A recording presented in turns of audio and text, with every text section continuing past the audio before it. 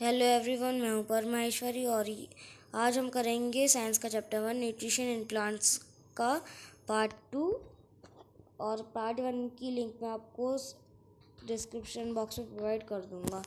सेट्रोट्रॉप्स, आपने देखा होगा कि वेजिटेबल मार्केट में मशरूम पैकेट में बिक रहे हैं, और आपने ये भी देखा होगा कि एक फ्लफी अम्ब्रेला लाइक पैचेस मतलब सॉइल पे ग्रो हो रहे हैं।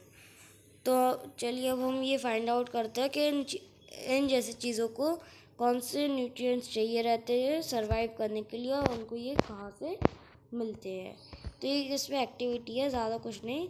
आपको कुछ एक ब्रेड लेनी है, एक ब्रेड का पीस, और उसको गीला करके 2-3 दिन तक छोड़ देना है। और फिर आप ये मैग्नीफाइंग ग्लास या माइक्रोस्कोप से ऑब्जर्व करेंगे कि उस पर एक कॉटन लाइक थ्रेड दिखेगी आपको। उसको हम बोलते हैं फंगाई।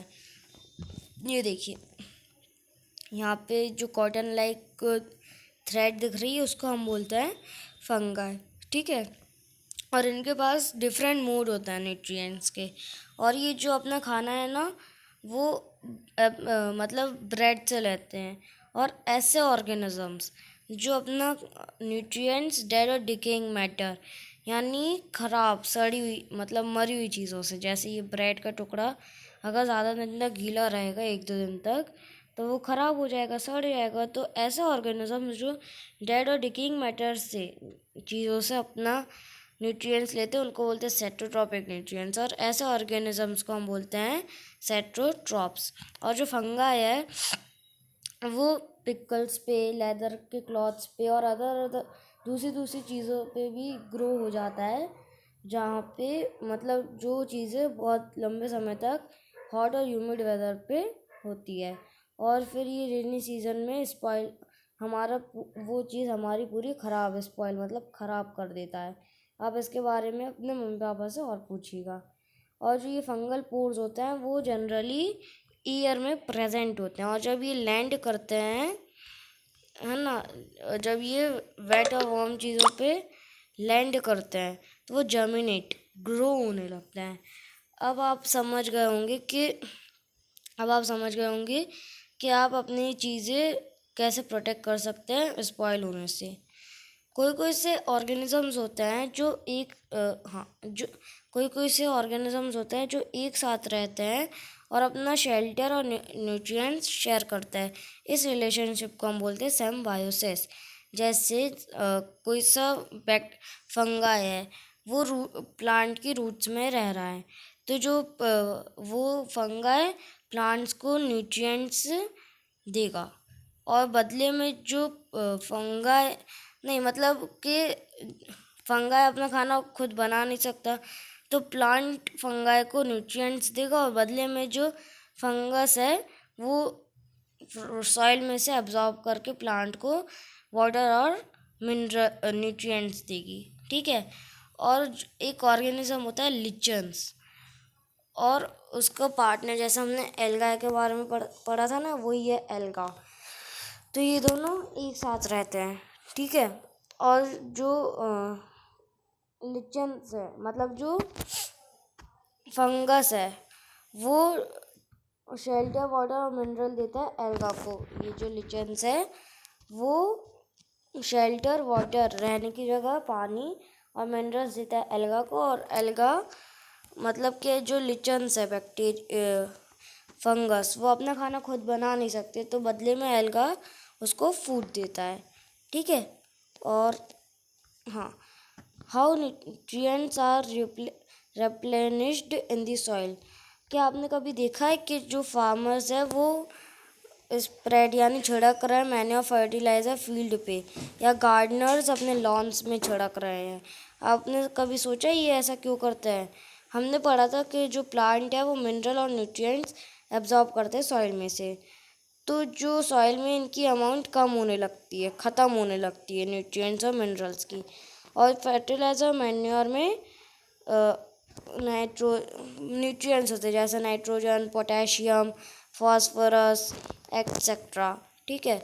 तो ये जो फर्टिलाइजर्स और मैन्योर्स है वो टाइम टाइम डालने चाहिए ताकि सॉइल एनरिच हो और जो प्लांट को अपनी रिक्वायरमेंट फुलफिल कर सके। हम अगर एक प्लांट उगाते हैं तो उसकी सारी रिक्वायरमेंट फुलफिल करते हैं, जैसे उसको पानी देते हैं, है ना, खाद डालते हैं। मतलब यूजुअली जो क्रॉप प्लांट होता है वो सबसे ज़्यादा नाइट्रोजन एब्जॉर्ब करते हैं और जो सॉइल है वो नाइट्रोजन मतलब उसमें कम होने लगता है। हमने ये पढ़ा था कि जो नाइट्रोजन होती है, nitrogen gas is available in plenty in the air.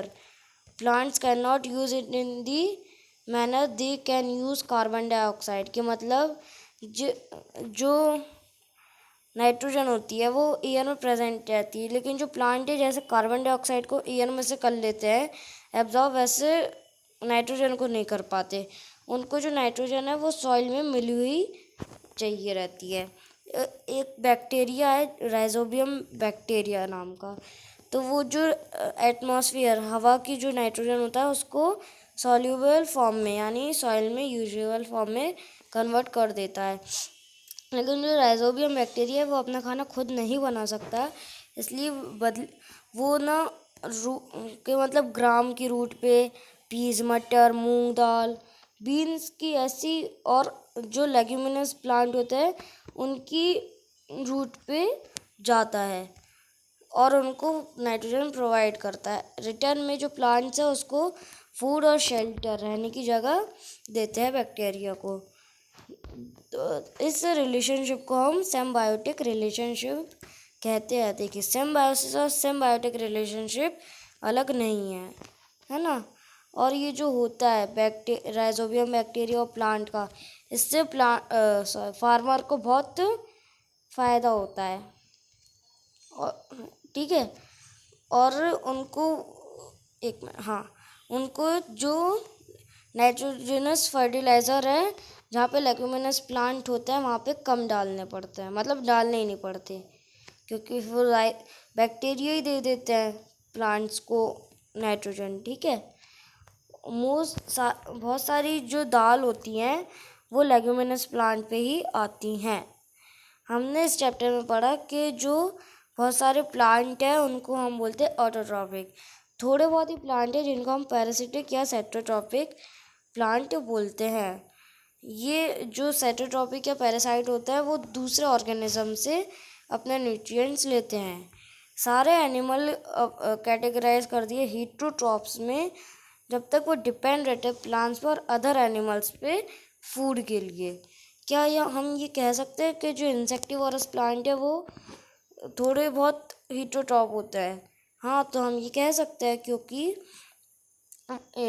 जो इंसेक्टिवोरस प्लांट है वो इंसेक्ट को खाते हैं अपना जो न्यूट्रिएंट्स का रिक्वायरमेंट है वो फुलफिल करने के लिए। ठीक है, और आपको पता ही होगा कि हम वीडियो के आखिरी में आपको क्वेश्चन देते, तो आज का क्वेश्चन है व्हाट इज सिम्बायोटिक रिलेशनशिप। क्या सिम्बायोटिक रिलेशनशिप क्या है? तो फटाफट इसका आंसर चैट बॉक्स में कमेंट बॉक्स में टाइप कीजिए और हमको भेजिए। तो कैसी लगी वीडियो? अच्छी लगी तो लाइक कीजिए, चैनल को सब्सक्राइब कीजिए, अपने फ्रेंड्स के साथ शेयर कीजिए। बाय।